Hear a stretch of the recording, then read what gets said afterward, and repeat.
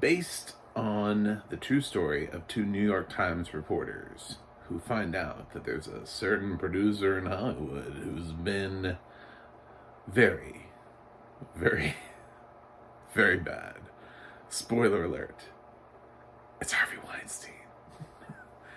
I am John Stark from MacTheMovieGuy.com, and this is my review of She Said. I'm a blind film critic, which means I watch films with audio description. So it lets me know what's going on when there aren't people talking. And I watch this on Peacock. That's where it has audio description.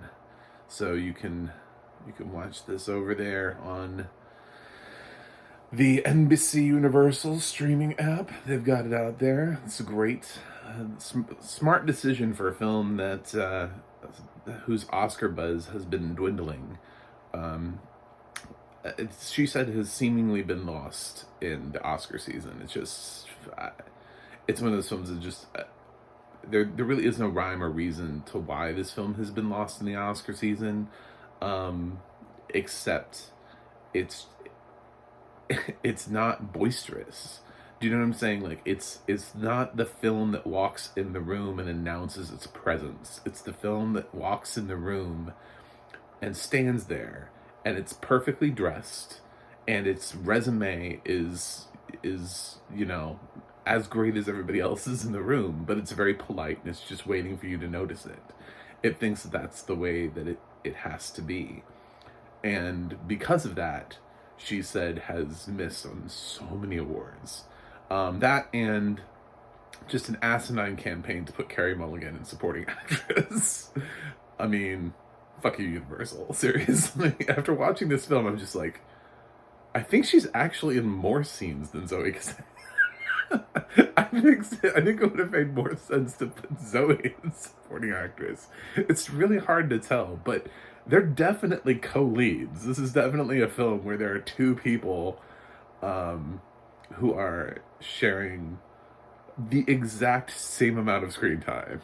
Like, it's frustrating to think of the fact that she's in supporting. If she gets a supporting nomination, she'll have this weird thing where she has far more screen time. It's sort of the reverse of Michelle Williams' problem, is they're trying to push Michelle Williams into lead when she's a supporting performance.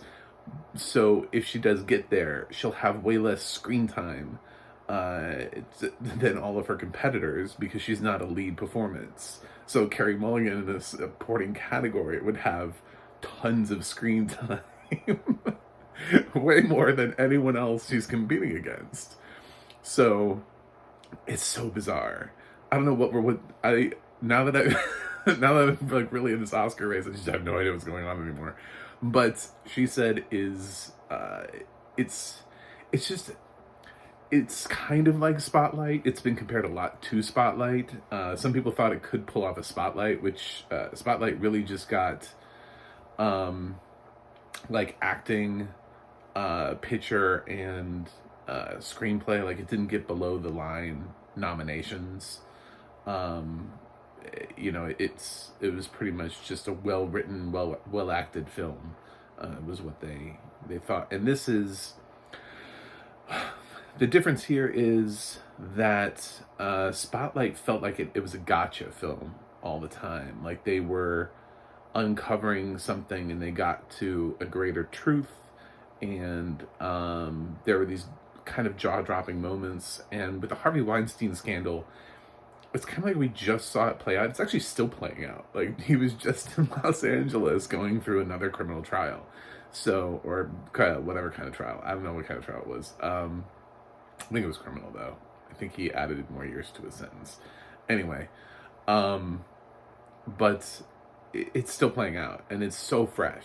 Like, this thing is so fresh that the movie opens up reminding us that Megan, played by Carey Mulligan, before she worked on the Harvey Weinstein story, was working on a story about some women who had been sexually harassed by Donald Trump before he was elected president.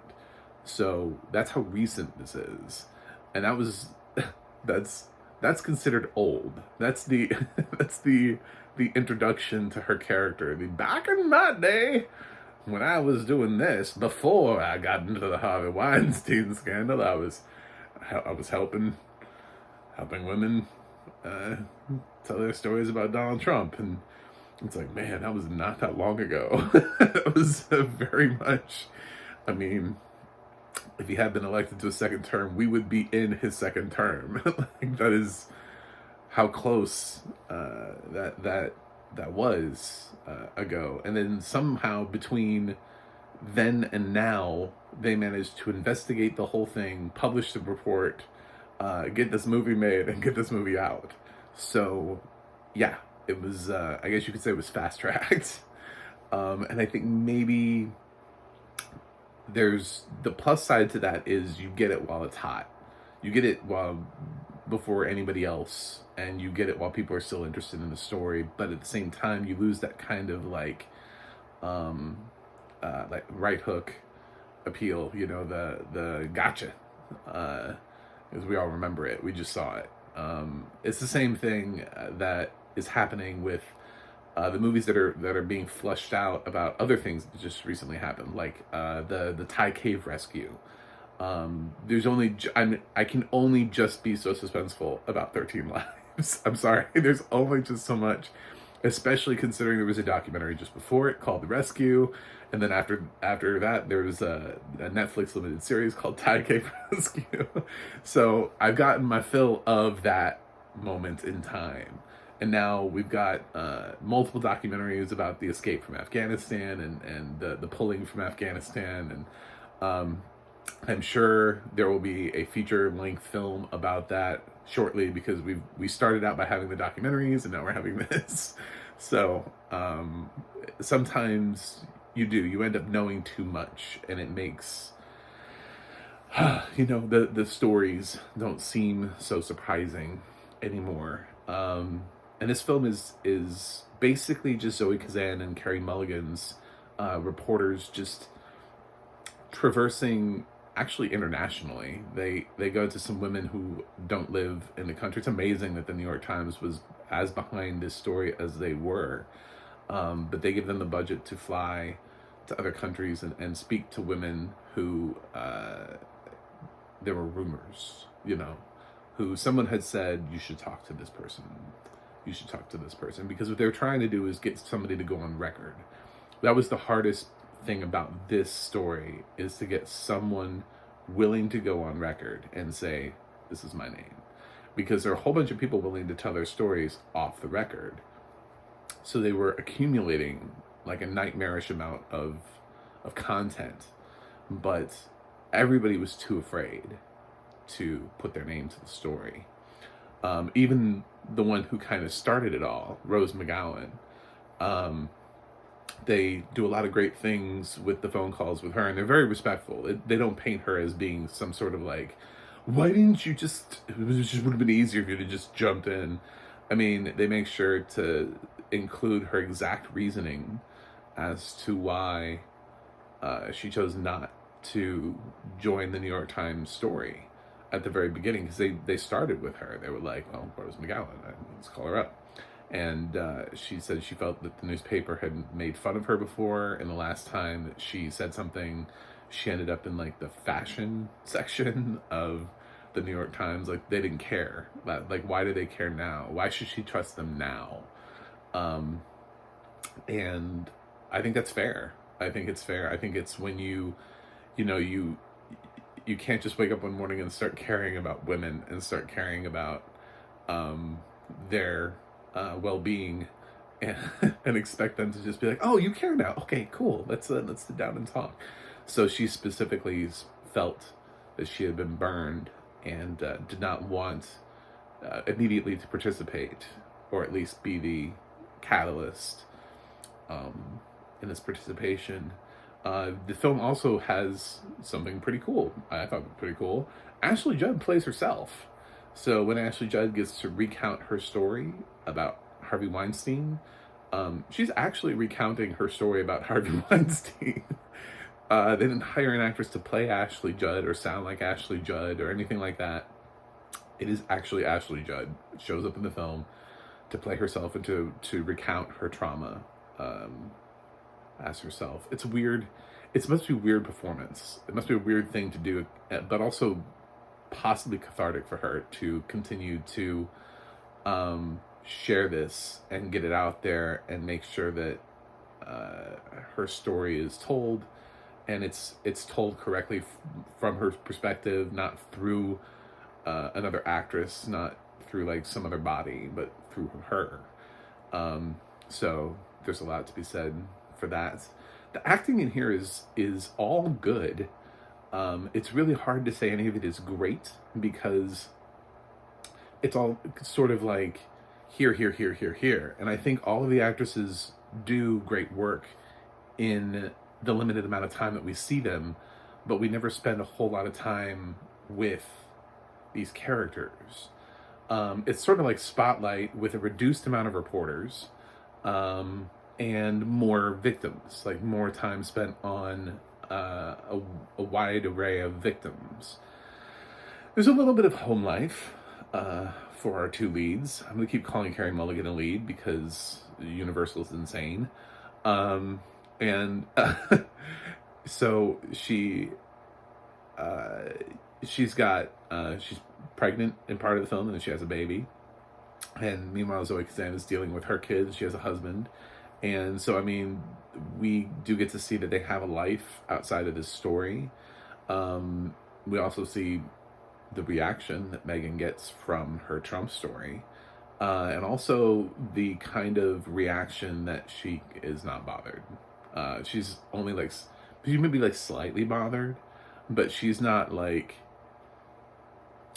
a back down type of girl. She's very much a, you can't stop me. I'm going to keep going forward. So, I don't know what other, there's some supporting performances. It's really interesting. I've seen some people tag some supporting performances as being, it's weird when you go to Gold Derby. If you go to Gold Derby at the beginning of the Oscar season, and you see the performances that they think that are like on the possibilities of being nominated. It's before like people have seen the films and we've all just sort of marinated.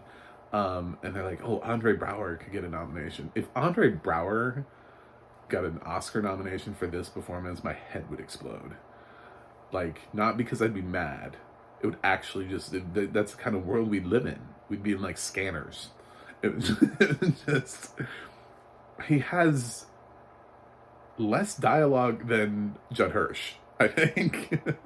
I mean, he's in his, it's such an inconsequential role to have somebody like Andre Braugher in. It feels like the kind of role that you could have given to somebody who was lesser of an actor than Andre Braugher in terms of star power, to allow them to get more screen time in a film like She Said. I don't really know why Andre Braugher's in that role. It doesn't, he has like one scene where he's receiving a phone call that is of any sort of substance, really, kind of. Patricia Clarkson is also in this. She does a little bit more than Braugher, but still, these are roles that could have been given easily to character actresses. It would have made more sense to have somebody like Clarkson in one of the roles playing somebody who's trying to tell their story, because those are the roles that I think might have gotten the supporting actress nomination. It's weird to think that Carey Mulligan could get a supporting actress nomination for listening, you know, for portraying somebody who was just there to get the information and to just be patient and quiet and listen and try to get the truth. That's all she's doing. This isn't a loud performance. This is not a boisterous performance. It's a very quiet performance. That's why She Said is having such a hard time. And actually why I like it is it's not the loud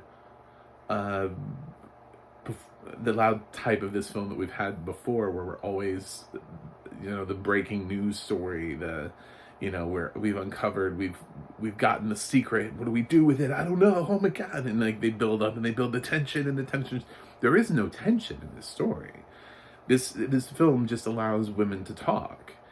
if anything, this film should be called Women Talking, because that's really what this is. It is really just women talking about their experiences and the reasons why they're afraid of, they were afraid then, they're afraid now, why they don't think anything's going to change, why they think he's untouchable, all this other stuff. That's the whole film. It's a little over 2 hours long, and it's a bunch of women sharing their stories, probably as authentically as possible.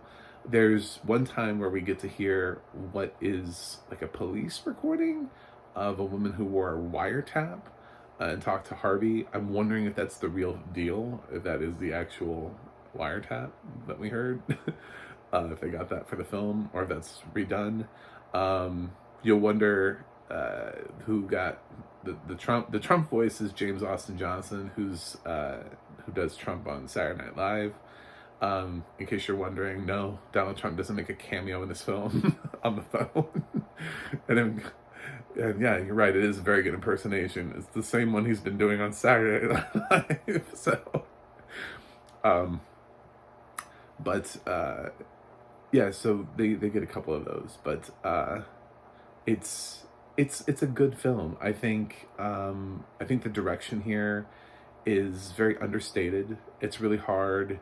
I can see why she's been having a hard time getting a lot of director, hype for her choices, because she's just letting it play out. She just she understands that the story itself is the most important thing, that these women talking is what's important. And she's not trying to convince you that this is something that you don't know, or that she could surprise you with, or that there's some sort of gotcha or catch.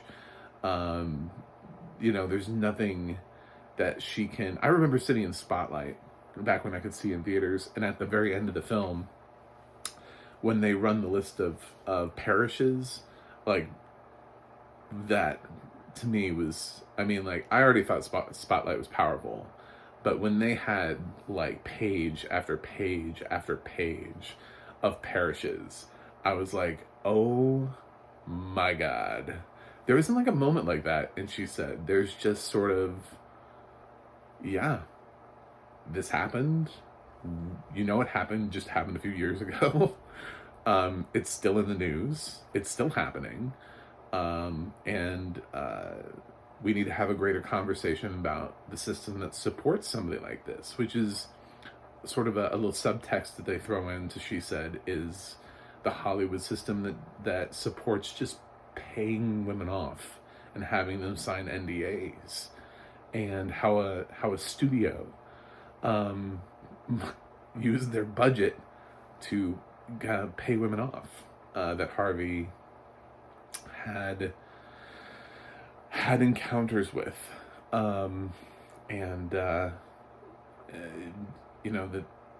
that was what it was. And these NDAs are so weird. Some of the women are talking about their NDAs and what they could and couldn't do, and it just the one woman who was like, I didn't get a copy of my NDA. I just have visitation rights to it. It's like, what does that even mean?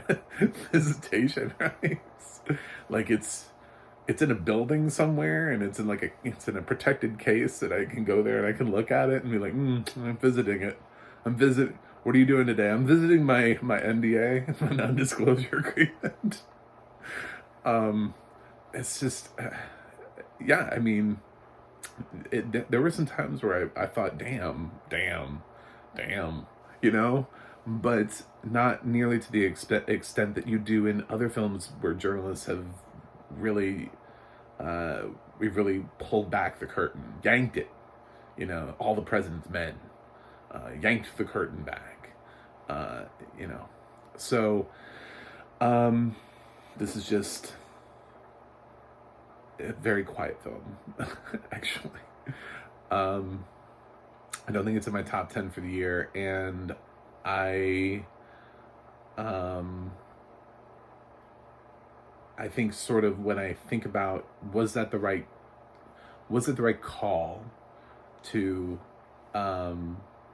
to make it that way. I don't know that it makes it extraordinary. I don't know that it makes it that. I do think that you need a little bit of fire in a film like this. Just a little bit of that. And it's really hard to do that when you're so close to the actual event. But I do remember, feeling shortly after 9/11, not very far after 9/11, we got United 93, directed by Paul Greengrass, which was an intense moment in film. We got other ones. We got Remember Me and World Trade Center, but United 93 took this story, and yes, it had to fill in some plot because nobody on the plane was able to tell us exactly what happened, so they were filling in, and so it was a little fictionalized, but it managed to tell this really compelling narrative, even though it was shortly after what had happened. And I think it's possible to do that. I think it's possible to tell a story that we all know really well, and tell it in a way where we can still be surprised by it. And I think Maria Schrader just missed that mark a little bit. I never was really surprised by this film. And just the structure of the film is going to cause us to be, I'm no longer really predicting it for anything except screenplay. I don't think this film can get it anywhere. I do like the choices that she makes to try to show, hallways and stuff and give you the mood. This is actually a fairly safe film to watch with your kids if you have been honest with your kids about sex and sexual assault. Like if you have girls and you want them to understand what it's like, there is no actual sexual content in this film. Nobody has sex. There's no depiction of rape. There's nothing like that. It's just a discussion. So there's a little bit of profanity, as you might guess, in a film like this. This is actually a really soft R rating. So if you feel like you want to watch this with your kids to maybe give them an idea of what not to do, I think that would be safe. I think you should treat this like a PG-13 rating. I think teenagers need to know more about consent, because realistically, they're having sex. And to hear and watch a film about that experience and about what happens when you don't honor a woman's right to say no, I think can be a really great educational experience for the youth of America, I guess. But the audio description here, what it really allows, to be totally honest, this is a film where if you, for some reason, like if your audio description wasn't working, you probably would be fine for the most part, because of the heavy amount of dialogue. There's heavy amount of dialogue. You just would miss the locations, the changes, whether somebody lived in a big house, in a small house. You would miss, there's a scene where somebody is left with something at a table, and it's kind of a pivotal moment, and she's taking photos of something with her camera, and that whole thing has no dialogue to it, so you'd miss things like that. You miss the texting conversations. This film is modern day, so obviously there's texting, so which is one of those things that we always miss as blind people, is when people get text messages and it's important, and we're like, oh, they just got a text and I don't know what it is. Great, cool. I hope it's not that important. And also just the choices that Maria Schrader made, because a lot of times the women are telling their story, but they're not. But Maria has decided to take it and show you maybe like a partial version, like a partial flashback, like a younger version of that character, maybe in a club or walking down a hallway or something like that. But it's all sort of innocent. Just in many regards, there isn't. Nobody has to relive their trauma on screen. These women did not have to go to the premiere of She Said and watch somebody pretend to be them being raped. That doesn't happen here. So I think it's a good film. I just don't think it's a great film. It's kind of like The Woman King. I thought was a really good film. I think it just fell a little bit short for me. Glass Onion, I thought fell a little bit short for me. There are some of these films this year that I'm like, yeah, they're really good. I just don't know that they're in my top of the year. So all things considered, I'm gonna give She Said an A-. Yeah, I think it needed a little bit of fire. It's missing. It is missing it. And on another note, I'm annoyed at Carey Mulligan being in supporting actress. It now that I've seen She Said, and I fully have, it annoys me. I'm perturbed that this is happening, that they're getting away with it. If you're an Oscar voter and you vote for Carey Mulligan in supporting actress after having watched this film, if you believe that is a supporting performance, I have words for you. I won't say that because I will respect this film, but yes, I have words for you. If you like her enough, then vote for her in lead, because that's where she belongs. Vote for her and Zoe in lead if you like their performances. Don't do this thing where Universal is trying to get her some sort of like sneaky nomination. It's so shady. That's the kind of shit Harvey Weinstein did. That's why Shakespeare in Love is the Best Picture winner and not Saving Private Ryan. So, anyway, I hope you like my review. I know it's long as shit, but sorry about that. And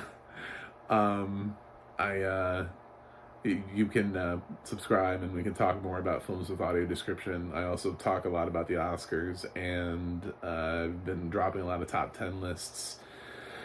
So, of my favorite things, these are a few of my favorite things from 2022. I have a website, macthemovieguy.com. You can go to Twitter, follow me at macthemovieguy, Instagram at macthemovieguy. You can go to the audio description project, adp.acb.org. It'll let you know what has audio description and where you can watch it. And you can go to the ADNA.org. That's the ADNA.org.